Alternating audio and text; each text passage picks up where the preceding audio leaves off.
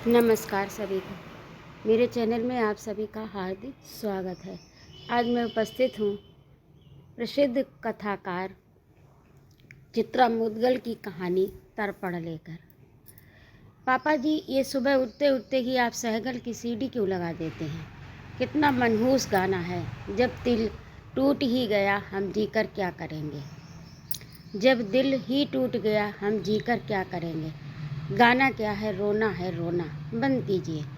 50 नई सीडी अमृता ने लाकर रखी हुई हैं घर में, उन्हें सुनिए। पापा जी, आपने तो हद कर दी। ये लैंडलाइन का बिल 1200 रुपये, इतना? हम तो कहीं करते ही नहीं फ़ोन। घर में होते ही हैं कब? घर में होते ही कब हैं?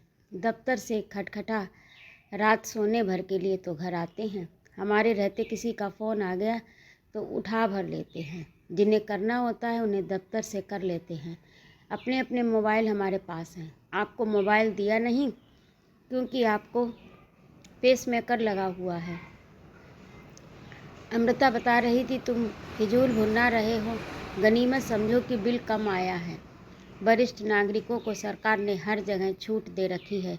मुझे तो लगता है MTNL वालों ने बूढ़ों के लिए फ़ोन की दरें आधी कर रखी हैं। वरना पापा जी का क्या है, हर आधे घंटे में वे 20-25 मिनट से कम नहीं बतियाते।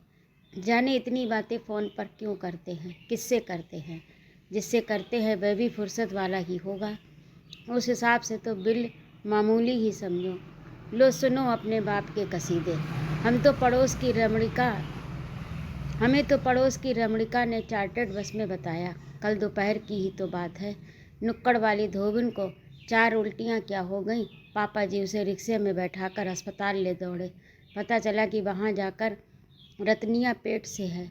हमें ही नहीं पता, प्रपंचों में हम पढ़ते ही कहाँ हैं। मोहल्ले में 4 तरह के लोग 4 तरह की बातें बना रहे हैं। ये खन्ना क्यों इतना फिक्रमंद हो उठा रतनिया को लेकर।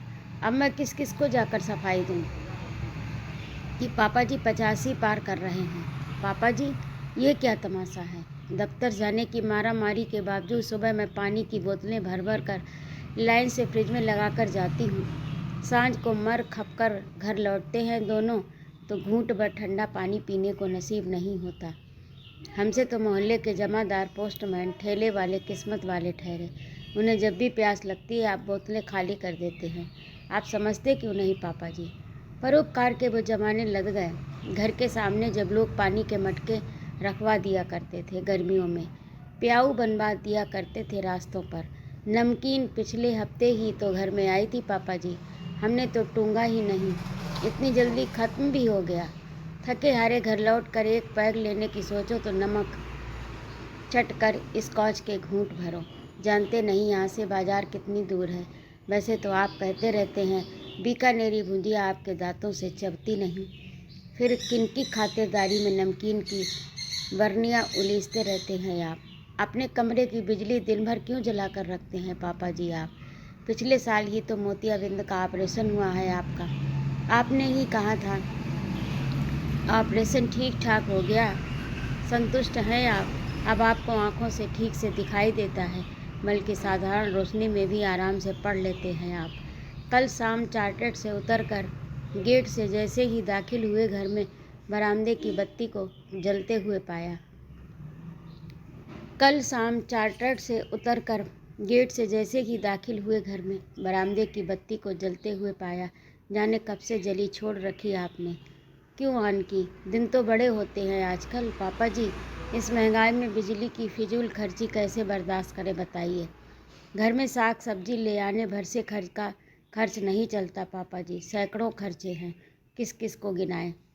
पेंशन तो आपकी अपनी दवा दारू में खर्च हो जाती है, बाकी सारा खर्च तो हम पर पड़ता है।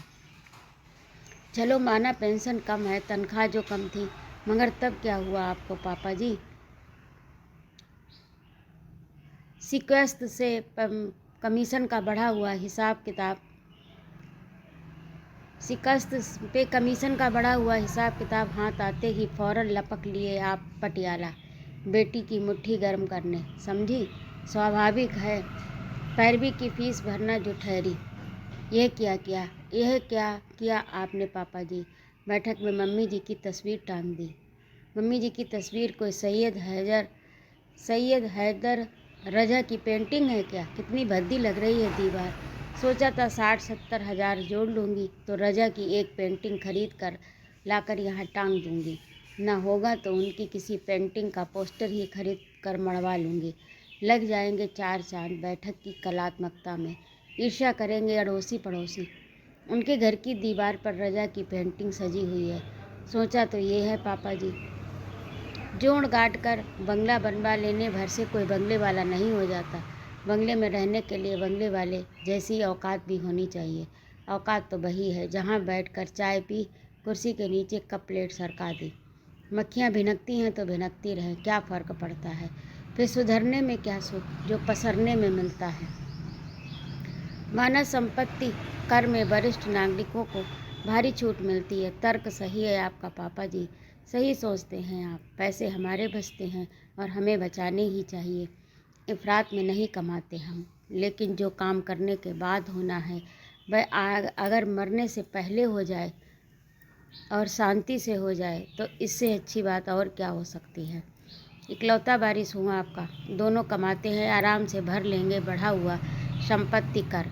जितना खर्च मेरे नाम पर घर कराने में अभी आएगा, आपके ना रहने पर घर उसी काम का 4 गुना अधिक भरना होगा। जितना खर्च मेरे नाम पर घर कराने में अभी आएगा, आपके ना रहने पर उसी काम का 4 गुना अधिक भरना होगा, शायद उससे भी ज़्यादा। बोलिए पापा जी, कागजात कब तैयार करवाऊँ? वकील कह रहा था रजिस्ट्री के समय आपके पापा जी को मजिस्ट्रेट के सामने उपस्थित होना पड़ेगा, उनसे उनकी मर्जी पूछी जाएगी। वैसे मजिस्ट्रेट रजिस्ट्री के लिए घर भी आ सकते हैं, लेकिन उनके घर आने की फीस 60-70 हज़ार से कम न होगी। इधर आपके हाथों में कंपन शुरू हो गया पापा जी। पेंशन कार्यालय में पेंशन क्लर्क शिकायत करने लगे हैं, खन्ना साहब के हस्ताक्षर बदलने लगे हैं। बाकी तो आप सोच लीजिए पापा जी। तो ये थी आज की कहानी तर्पण। अभी आप सुन रहे थे चित्रा मुद्गल की लिखी कहानी तर्पण। आपको कैसी लगी कमेंट करके अवश्य बताइएगा।